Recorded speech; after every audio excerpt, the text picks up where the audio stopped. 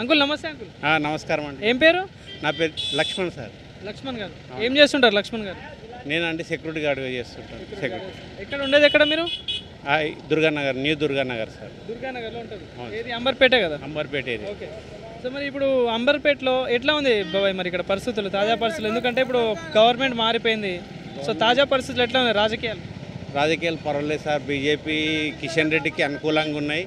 ఈ కాలేరు వెంకటేశ్వర్ కూడా డెవలప్ చేసిండ్రు. రోడ్లు, డ్రైనేజ్, దూసరి, లావణ్య వీరంతా కలిసి అంబర్పేట ఏరియా డెవలప్ చేసిండ్రు. మళ్ళీ ముస్రంబాగు అది బ్రిడ్జ్ కూడా ఇది చేస్తుండ్రు. కాబట్టి అతనికి అనుకూలంగా ఉన్నది. సో ఇక్కడ సిట్టింగ్ ఎంపీ కూడా కిషన్ రెడ్డి గారే కదా ఇంతకుముందు కూడా. సో మరి ఇట్లా ఏమైనా చేస్తున్నాడా పనులు? చేస్తున్నారు. అందుబాటులో ఉన్నారు. సో మరి ఈసారి మళ్ళీ గెలిచేది మేమే అని చెప్పేసి కూడా అంటున్నారు బీజేపీ. గెలిచే ఛాన్స్ ఉంటుందా? గెలిచే ఛాన్స్ ఉన్నది కానీ 50-50 ఛాన్సెస్ ఉన్నాయి సార్. పబ్లిక్లో కూడా మార్పు వచ్చింది. ఇప్పుడు ఎట్లా అంటే ఫ్రీ బస్సెస్ అయినాయి. మళ్ళీ ఈ 6 గ్యారంటీల పథకంలో గ్యాస్ గురించి, దీని గురించి కాంగ్రెస్ కొన్ని హామీలు ఇచ్చింది, అవి అమలు అవుతున్నాయి. కాబట్టి పబ్లిక్ కూడా టర్న్ అయ్యే అవకాశం ఉంది. కానీ కొంతమందికి అందట్లేమంటున్నారు కదా, నిజమేనా? అవును సార్, కొందరికి వస్తున్నాయి, కొందరికి వస్తలేవు. అందరు కరెక్ట్గా అమలు అవుతలేవు. కరెంట్ కానీ కొందరికి కరెంట్ మాఫ్ అన్నారు కదా, 3 యూనిట్లు అంటే ఉన్నారు. ఒకరికి వస్తుంది, ఒకరికి వస్తలేదు సార్. అది ఇంకా కరెక్ట్గా ఇంప్లిమెంట్ అవుతలేదు. కొన్ని అవకతవకలు అవుతున్నాయి. అవి మరి గ్యాస్ సంగతి 500కి గ్యాస్ అన్నారు కదా. 500కే గ్యాస్ అన్నారు. ఫస్ట్ మీకు తెల్ల రేషన్ కార్డు కావాలి ఇట్లా అని చెప్పలేదు. మనకు ఓట్లు వేసే ముందు ఇవన్నీ అడగలేదు. గృహిణికి వైట్ రేషన్ కార్డు ఉండాలి, గ్యాస్కు ఉండాలి, ఇటువంటి ఏం చెప్పలేదు. ప్రతి ఇంటికి ఒక గృహిణికి 2500 పెన్షన్ ఇస్తా అన్నాడు. వైట్ రేషన్ కార్డు అనలేదు. మీకు గ్యాస్ కూడా 500కి అని. ఇప్పుడు ఏమంటారు? వైట్ రేషన్ కార్డు ఉండాలి ఇది అని అంటుండే. ఇవి సో మరి ఇట్లా చెప్తున్నారు వీళ్ళు. మరి ఇప్పుడు మళ్ళీ ఎలక్షన్స్ వస్తున్నాయి. సో మరి సార్ మరి ఓటేస్తారా మళ్ళీ కాంగ్రెస్కి? పబ్లిక్ ఆలోచన చేస్తుంది కదా సార్. ఫస్ట్ నువ్వేం చెప్పినావు, ఇప్పుడేం చెప్పినావు? ఇప్పుడు అందరు మేధావులు ఉన్నారు, అందరు చదువుకున్న వాళ్ళు ఉన్నారు. అందరికీ రాజకీయం అంటే ఏందని ఎన్టీ రామారావు వచ్చినాక అందరికీ అర్థమైంది. అంతకుముందు ఏం అర్థం కాకపోతుంటే పిల్లోని కారు నుంచి పెద్దోళ్ళకు ప్రతి విషయాన్ని విశ్లేషించే ఓటేస్తారు. నువ్వు చెప్పు, నేను చెప్పు, అందరు చెప్పు.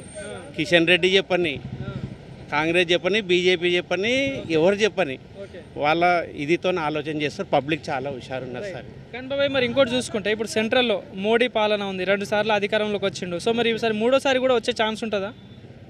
అంటే వస్తుందా రాదంటారు? మళ్ళీ అతనిదే ఛాన్స్ ఉన్నది సార్. ఎట్లా అంటే ఆయన కరెక్ట్ ధీటైన అభ్యర్థి లేడు.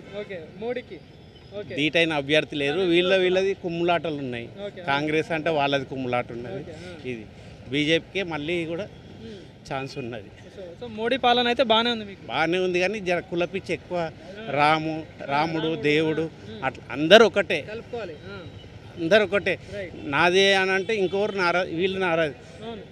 రామన్న, రహీమన్న, క్రిస్టియన్ అన్న అందరు ఒకటే. రామ్ మందిర్ ఇట్లా నువ్వు ఏం చేస్తున్నావు? నిరుద్యోగులకు ఏం చేసినావు? అవి చెప్పు. అరే నువ్వు ఆ టెంపుల్ కట్టే బదులు ఇంకా నిరుద్యోగులకు ఏదైనా కాలేజీలు కట్టి, హాస్పిటల్ కట్టి, నిరుద్యోగులకు ఏదైనా ఇది చూపి. ఆటో డ్రైవర్లు ఉన్నారు, ఇప్పుడు ఫ్రీ పథకం అని పెట్టిండు. ఆటో డ్రైవర్లకు ఎంతమంది నోట్ల మన్ను పడ్డది? ఇప్పుడు 350 ఆటో కిరాయి కట్టుకోవాలి, వాడు ఇల్లు నలుపుకోవాలి. నెలకు 6000 ఇల్లు కిరాయి ఉన్నది. మళ్ళీ ఎంత లబ్ధి చెందుతున్నది? రేట్లు పెరిగిపోయినాయి అన్నీ. సో ఇట్లా ఇబ్బంది అయితే పడుతున్నారు. సో మరి ఇవన్నీ పరిణామాల మధ్యలో సో మళ్ళీ మోడీ వస్తారంటారా? ఈసారి వస్తే బాగుంటుందా లేదా మార్పు కోరుకుందామా ఈసారి? ఎట్లా అంటారు? మార్పు కోరుకో అంటే సరైన ప్రత్యర్థి లేడు సార్. సో మళ్ళీ వస్తాడు, మళ్ళీ వస్తాడు. మరి ఇక్కడ ఓకే మళ్ళీ ఒకసారి ఛాన్స్ మోడీకే ఇద్దామంటారు.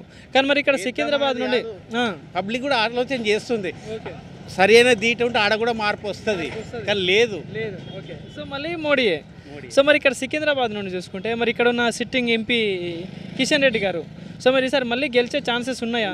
ఎట్లా అంటే స్వతహాగా మంచి మనిషి, ఈ ఇక్కడ అంబర్పేట నియోజకవర్గం మనిషి, అందరికీ సుపరిచితుడు, అన్ని పనులు కూడా చేసిండు అతను.